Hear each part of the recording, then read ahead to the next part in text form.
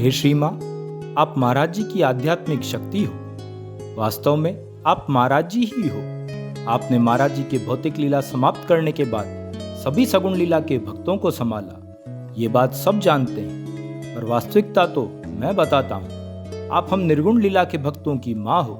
सगुण लीला के भक्तों का तो आपने पालन पोषण किया, पर निर्गुण लीला के भक्तों का तो जन्म ही आपसे हुआ है।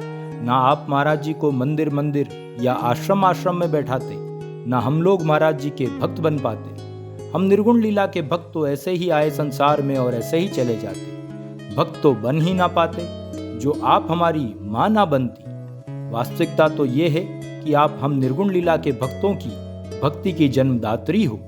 आपसे ही हम महाराज जी को जान पाए। इस कारण से आप माँ के साथ साथ गुरु भी हुई। और जगत में होता भी यही आया है कि जो जन्म देती है वही माँ प्रथम गुरु होती है। तो हे कात्यायनी स्वरूपा, हे माँ, हे ज्ञानदायिनी जगदम्बा, इस भक्ति में उत्तरोत्तर वृद्धि करो, विकारों का नाश करो।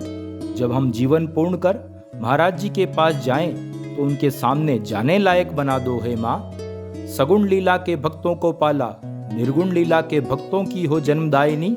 जो ना होती तुम कात्यायनी तो कैसे जान पाते हम कि महाराज जी ही हैं हनुमान जी। जय माँ महाराज जी।